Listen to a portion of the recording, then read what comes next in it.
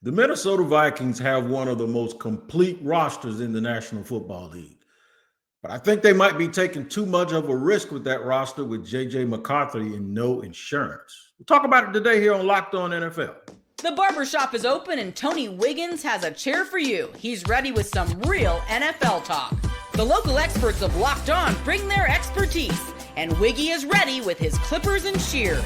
Sit down and enjoy. The new Locked On NFL starts now. Locked On Podcast Network. Your team every day. As a fact, Jack, it is your team every day here on Locked On NFL. We thank you for making us your first listen. I'm Tony Wiggins, the host of the Locked On NFL afternoon version, and David Harrison is riding shotgun with me as always, right smack on hump day. We are going to give you all of the top stories and some of them we just created from around the National Football League and things that may be on the minds of fans for certain teams. Make sure you tap in wherever you listen to your podcast or watch them. We'll be there. And we're free to subscribe to. So make sure you tap in so you do not miss an episode of Locked On NFL. Here's how we're going to navigate today's show. We're going to I'm going to put David on the spot again. I almost said the worst roster in the National Football League, but I'm going to say the least favorite roster in the NFL and why. The one I don't like might win 9 games, but I just can't stand the way the team is configured. We'll discuss that. Yeah. Packers need first-round wide receiver to be golden. Look at me trying to get cute with my words, right? The Vikings, they have a great roster, but like we said, quarterback is a question. I'm going to throw it right to you, David Harrison. First of all, welcome in as always on a Wednesday. Yes, sir. They are really, really complete. I saw where Luke Braun had Locked On Vikings earlier this week. Maybe it was even yesterday. He said they might have the best offensive line in the National Football League. They got a really, really good team. Oh, yeah. No, they definitely have a really good team. And this kind of goes back to our previous conversations, last season where I was kind of down on the NFC North, kind of telling people, hey, listen, I know they got 3 double-digit win teams and all this stuff, but don't think that these guys are all out here world beaters. And with the Minnesota Vikings, the reason I didn't believe that they were necessarily as good as their 14-win regular season record would show you was because of Sam Darnold. And when they got bounced from the playoffs, a lot of people would tell you in large part it was because of Sam Darnold. The quarterback position is the most important position in the NFL for a reason. And when you are weak at the quarterback position, there are other things you can do to win games and to eke by, and you can kind of fake the funk here a little bit. But when it gets time to get down to playoff football, there's only so many times that Nick Foles can go out there and win a Super Bowl. There's a reason it doesn't happen every year, and there's a reason that when it does happen, there are statues erected and 30 for 30s made because it's wild. It's not supposed to happen. So for the Minnesota Vikings, man, I mean, look, 5th best scoring defense in the league last year. That's a killer defense. And I've always said, if you want to be truly competitive in the NFL, you need a killer defense or a killer at the quarterback position. The Minnesota Vikings have a killer defense. They got a defensive coordinator who should be a head coach, will be a head coach again very, very soon, relatively speaking, not like this year, obviously. And I think because of that, they can stay competitive. The key is going to be how can they manage J.J. McCarthy? J.J., as long as the Minnesota Vikings are not asking him to go out here and lead the Vikings offense, as long as they're just asking him to steer, let Aaron Jones be the engine of that offense. Let Jefferson be the gas pedal for that offense. Let Addison do his thing. Let Hawkinson, when he's healthy, do his thing. They've got enough weapons in there. You just need to make J.J. McCarthy look like John Stockton, and they both wear purple, so it works. Just get the ball out. Just get the ball out to them. Let them do their thing. I'm going to tell you right now, this might be Justin Jefferson's worst fantasy season in a while. I'm just going to warn you all right now. Okay. But it's because of the way the Vikings need to approach the quarterback they have right now. And if he surprises, great, open it up more. But if he does what I think a lot of people probably expect him to do after missing so many reps in his rookie season with that knee injury, I think there's going to be a lot of short, area stuff. There's not going to be a lot of explosive plays and all that stuff. But I think the Vikings, again, you just need to get to that 24-point mark as much as you can. And it might take you till your last drive of the game to get there. Very, very interesting that you said that. I'm going to hear from Luke Braun right now with Locked On Vikings, and then I'll come back and I'll tell you why they can be a little bit optimistic. And it sounds like, McCarthy has known some stuff and not known some stuff. And that's like the point of this part of the offseason is to iron out those, is to exactly identify those weak areas and then, fill them in. So great. That's all fine. That all seems according to plan. The point is, they are going through the teaching process they want to be going through with JJ McCarthy.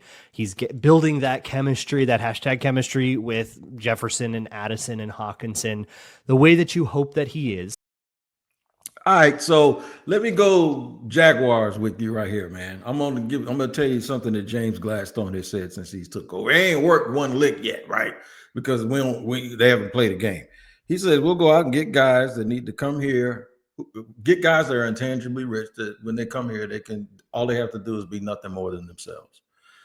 The last time JJ McCarthy was on a football field in competitive football, he was winning a national championship and probably throwing for 115 yards. In fact, that year he probably threw for less than 200 yards like 5 times. It's unbelievable. That's why Florida State should have been I didn't care who their quarterback was. They had a great defense. The same with Michigan. That kid did not. So now you're asking them to come to a team that we just said has a very, very, very complete roster and won 14 games with Sam freaking Darnold as your quarterback. Mm-hmm. I think he has a cannon of an arm. All you have to do with him is rein him in a little bit and let him trust everything around him, just like he did in college. Be nothing more than the last time you've seen him. Go back and watch the first 3 championships that the Patriots won with Tom Brady, and then you let him figure that out, and then you show him the last 3 championships or 4 championships Brady's won, or however many it is, when he was throwing it all over the place. I mean, look, the biggest thing here is understanding win with the guy because of why you drafted him. This is essentially a rookie quarterback. Like, let's be real here. This is basically a rookie quarterback, right? Win with the guy for the reasons you drafted him. When you turn on JJ McCarthy's Michigan Wolverines tape as a quarterback, you're going to evaluate him. Does he have enough arm for the NFL? Yeah. Does he have enough athleticism? Sure. Is his decision making up to snuff in college tape? Absolutely. But how did the Michigan Wolverines win with him? You just mentioned it. Defense, but also run game, quick passes. Use those quick passes, use that run game to do what? To set up play action, to set up rollouts, to get receivers free on deep routes and open.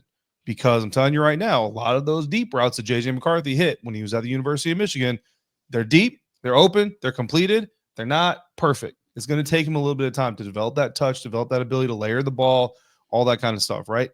So if you understand that as the Minnesota Vikings, then you're going to run the ball, you're going to let your defense close games, and you're going to put him in advantageous situations to pass. You're not going to go out here and have this kid throw the ball 30, 35 times a game when he averaged barely over 20 a game in college. It doesn't make any sense to do that. So as long as the Minnesota Vikings don't try to do that, and if Kevin O'Connell is truly the head coach of the year, that he should be smart enough to know I can't go out there and do that with my rookie quarterback, then they should be fine. You know what I mean? Now, are they going to win the Super Bowl? No.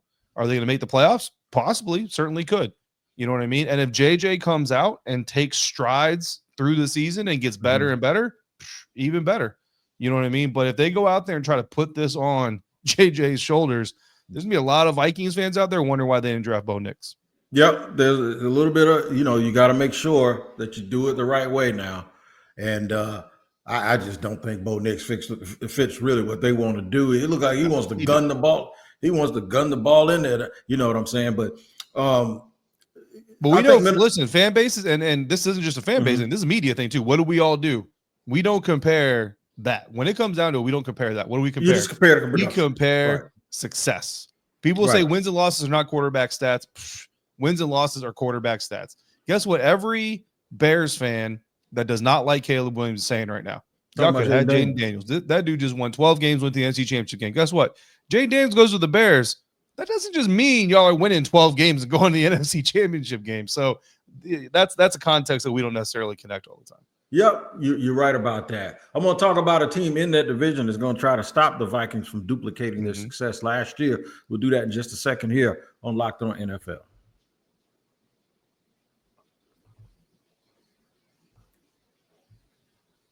All right, today's show is sponsored and brought to you by FanDuel, man, the NBA playoffs in full swing and every night delivers highlight-worthy performances. Major momentum shifts and can't miss momentums, whether it's a game-winning shot or a breakout player. There's never been a better time to get in on the action. FanDuel makes it easy to stay in the game before tip-off and live. With player props, performance trends, and same-game parlays, fans have more ways than ever to play smart and win big. Now, I'm going to tell you something. Somebody's going to win a title this year in the NBA that hasn't won one before. You're going to have a new superstar. Will it be in OKC or Indiana? You need to find out, man. I'm telling you. New to FanDuel, it's the perfect time to sign up. Head to FanDuel.com and place your first $5 bet. If it wins, you'll get $200 in bonus bets. Make every moment more with FanDuel, an official sports betting partner of the NBA.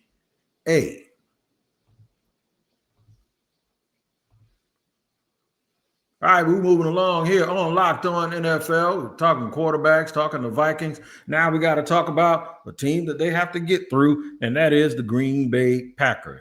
Peter Bukowski, we love jabbing at Peter Bukowski, especially both of us. He's a good friend of ours, does a great job up with Locked On Packers.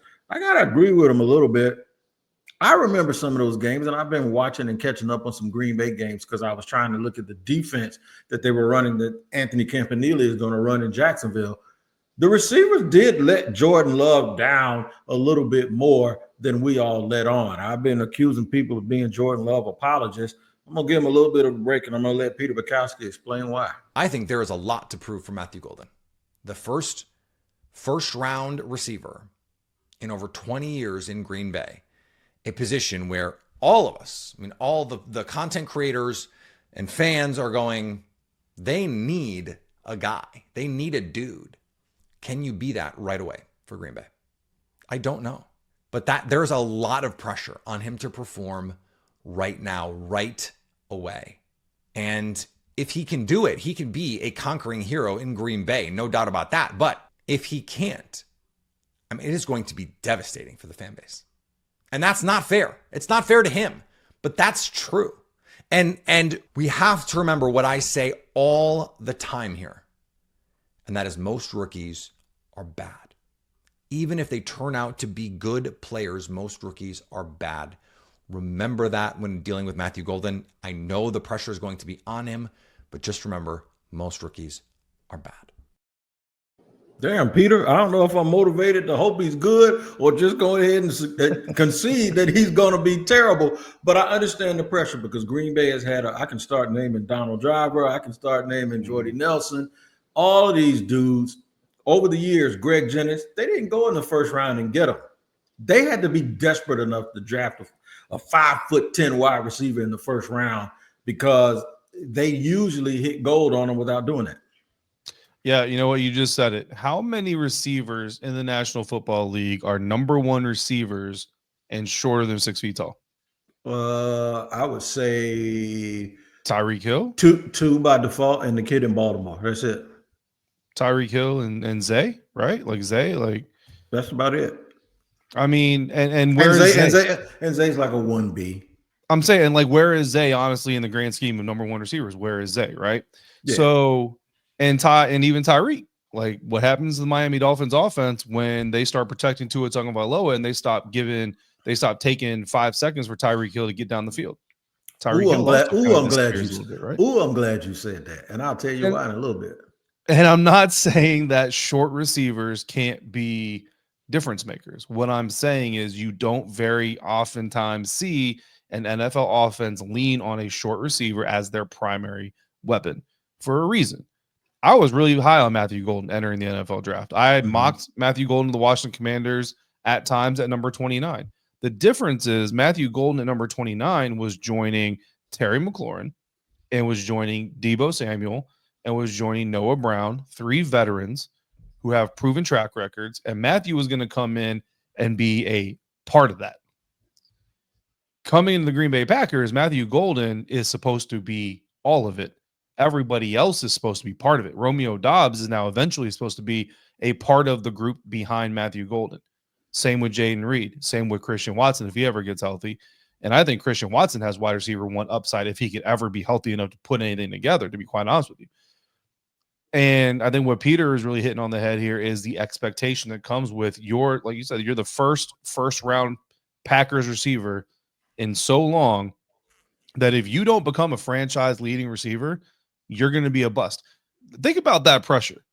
You don't just have to be good. Yeah. Wig. You got to be one of the best receivers to ever play for the Packers, or else people are going to look at this pick like it was a waste. And I don't think that's a fair situation to put Matthew Golden in, but I think that's who Matthew Golden is. He needs to be a Devontae Smith. And I know there's a lot of Eagles fans out there who think Devontae Smith is the number one receiver. We're just going to agree to disagree. He's a very good receiver. He's a very good receiver. He's on the team cusp of being a one, but he's a two, man. He is a two. But the difference Matthew with him, Golden could be a very good two someday, Wig. He is never going to be a number one. Yeah. So with Devontae, I'll just add this to it. He's a two, but he has the mystique of one because he does stuff at big moments. Let's play spades math. He's a two and a possible. Yeah, but he gets more points because of how he does it. He's the Allen Iverson of football. He's too skinny. He takes big hits and he doesn't drop the ball. So, but you got to win too, and that's the thing about all of this. You know, winning makes all of that stuff rise up. I'll tell you what. I did a little comp real quick about a short receiver. I don't even know how tall this dude is. I'll look if I can find it, but it's not really that important. But he's kind of diminutive in size, and it's easy to go start naming Wes Welker and all of these dudes, but we're talking about winning teams again, right? And Edelman. If I told you a guy played 11 seasons in the league and he was only healthy for 8 of them, but in those 8 healthy years plus those 3 not too healthy years, he had 9,500 yards and 60 touchdowns, 710 receptions. By our math, that is not a good enough career for Matthew Golden. But it's the player that is. When I look at him, I look at Matthew Golden, I'm thinking, okay, he could be AB, but he could also be Brandon Cooks. That's the man I just mentioned with those stats. 4.3 40, lightning fast, always has value. Everybody wants him to be a number 2, has had a good statistical career. He's not a bust at all, but it's unfair because if Matthew Golden has that career, that's exactly what they're going to call him. Yeah, I mean, I'm looking at the list right now of the receivers below 6 feet tall who had the most receiving yards in NFL history. Steve Smith Sr. is number 1. Could you say Steve Smith Sr. was a number 1 receiver at some point in his career? Yeah, I think absolutely. Monster. Henry Ellard, Steve Largent, Antonio Brown, Charlie Joyner, Derek Mason. So there's some good ones. Deshaun Jackson, Tyreek Hill, Joey Galloway. I'll tell you right now, Joey Galloway played 6'1". I don't care. So there's some good ones. Gary Clark. If he's Deshaun, it won't be no problem. If he's Gary Clark, it ain't gonna be no problem. Right. But the list starts to go downhill, right? Like you get down here and you get to Santana Moss. Probably is the line you draw, because from there you got Wes Welker, Drew Hill, T.Y. Hilton was a number 1 for a couple of years. Was a pretty good one for a couple of years, but after that, so you're talking what? 13, maybe a dozen, because I mean, some of these dudes who are in the top here, I would still argue they weren't necessarily number 1s, even though they have number 1 production. But really, if you're the Packers fan, that's all you care about is number 1 production, right? But you have in the history of the NFL about a dozen dudes under 6 feet tall that you could say were number 1 receivers. I mean, the math is just not there. You know what I mean? And I wish the best for Matthew Golden, but the likelihood that he's going to be this Packers receiver room savior that everybody wants him to be is not likely, and it's not fair. And honestly, this is a dude who you might find out in his second team, because if he's not this guy that everybody wants him to be, he's probably not going to stay the Packer, right? He might be one of those guys that goes to his second team and has a much better career once he gets to shed all the labels and shed all the pressure. Especially if he goes to a second team that wins. I'm telling you, winning is the great equalizer, man, of all of this stuff. And don't forget, Matthew Golden, the biggest knock on Matthew Golden coming out of Texas anyway was what? Mental. It was focus. It was concentration drops. Now you got all this hype on this kid. You got all this going on with this kid. I mean, if this dude gets into a stressful position, like it's just a bad situation. All right. We're going to go over something. We're going to talk about the least favorite roster in the NFL and why. We're going to have to explain it. I'm going to let Dave go first when we start segment 3. I'm gonna see if he says the same team that I say, and if it's for the same Tell reason. Tyler Rowland turn this episode off right now. Oh my goodness! No, you're not going to do that. We'll do that in just a second here on Locked On NFL.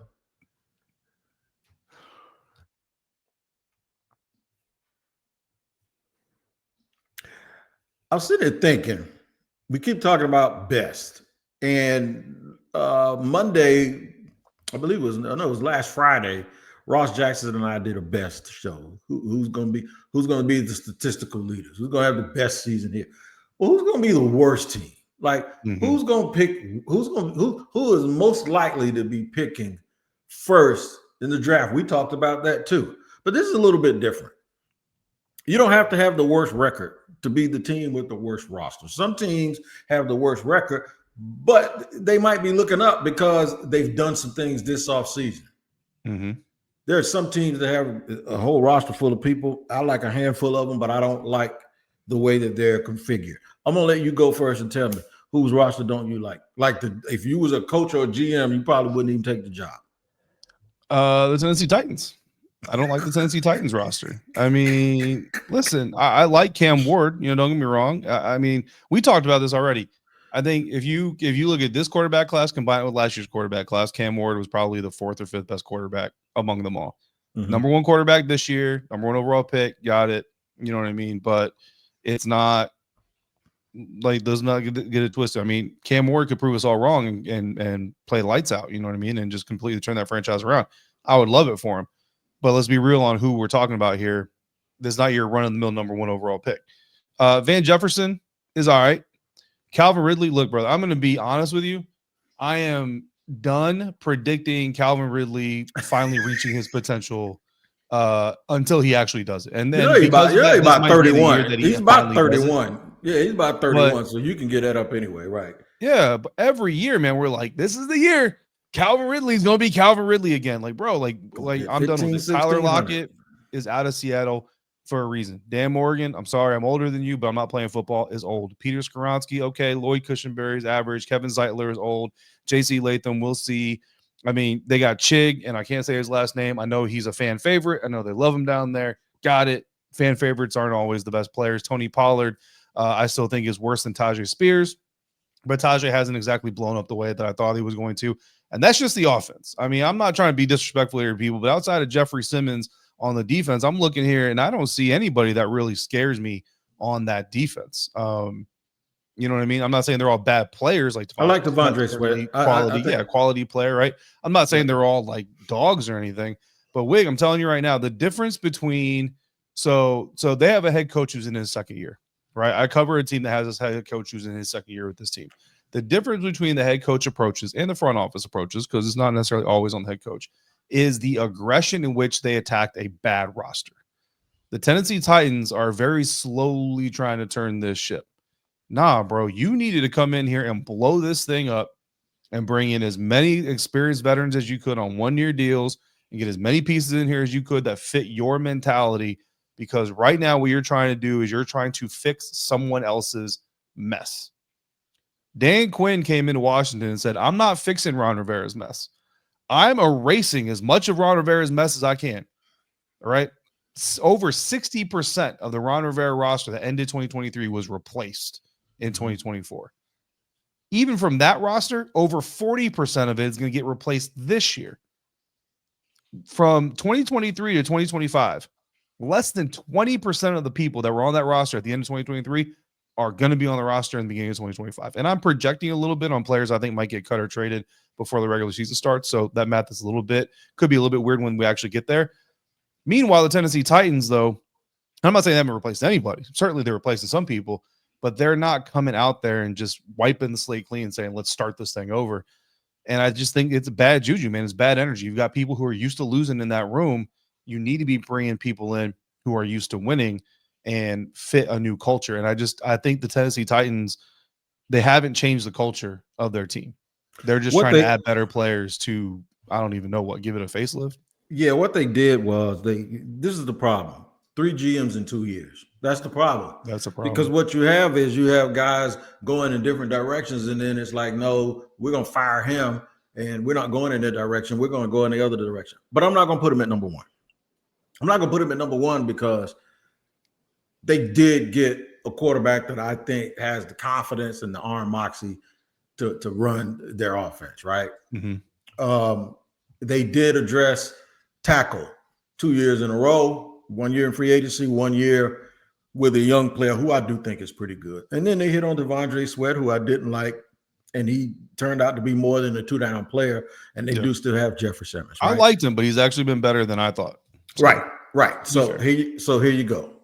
Here you go. Now I'm gonna get into it. The Miami Dolphins have done absolutely nothing.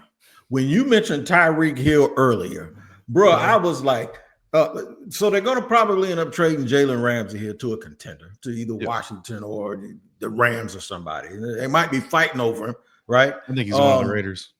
Yeah, he could go there too, right? But beyond that, my man Matt Williamson always says this on Friday. They got too many Ferraris and not enough dump trucks, right? The NFL is rugged terrain. They got a whole bunch of things that look real good and shiny when they're working, like the quarterback and those two receivers and Devin A-Chain. But they don't have anything on that offensive line that I want.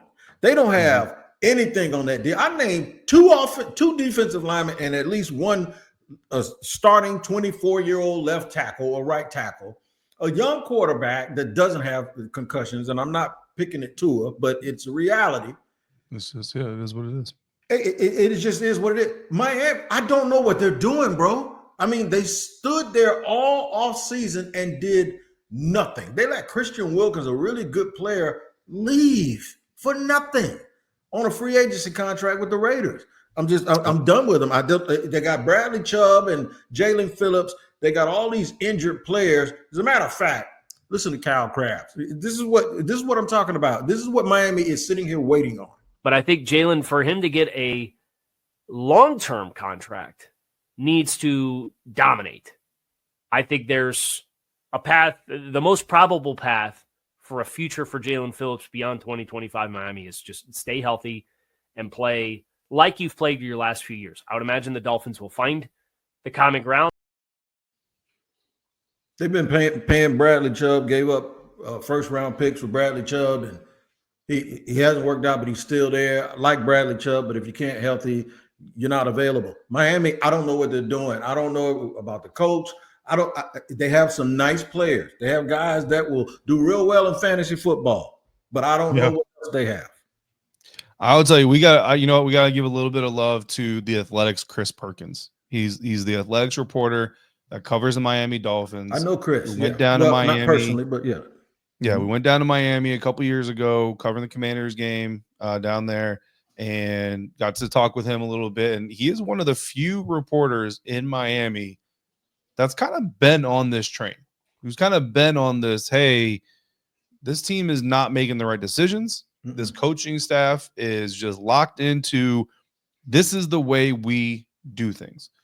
And they're just obsessed with no, all of our holes are square. And all you round pegs are going to fit in these square holes come hell or high water. And it has not come together. It has not worked. And you see it.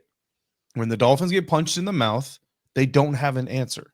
None. When the Dolphins get figured out schematically, they don't have an answer.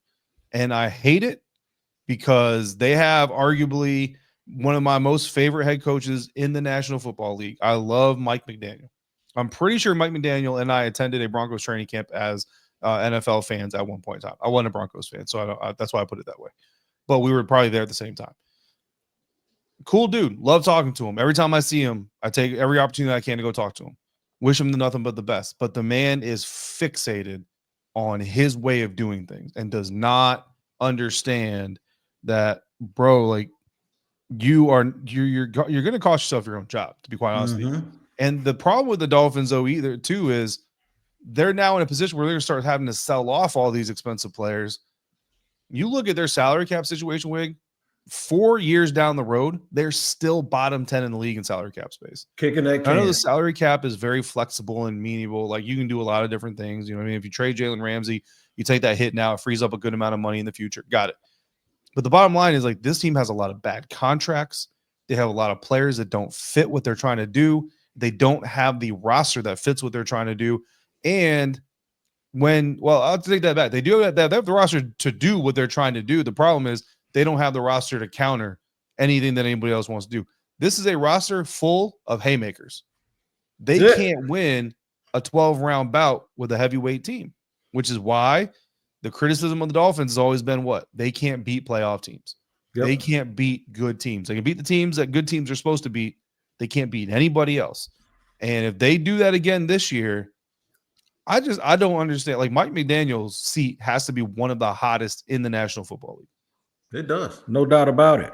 Kyle Krabs, you just saw him. You can see him again. Tap into Locked On NFL Scouting. Him and Joe Marino do as good a job as anybody else talking about these rosters all the way from top to bottom. 90 players on each roster. I'm going to challenge y'all to go see if they know each and every one of them from every team. They probably do. Make sure you check out Dave on Locked On Commanders and me on Locked On Jaguars. Tyler Rowland will be with you in the morning on Locked On NFL AM. We will see you next time. Thank you for spending 31 minutes with us today. Take care.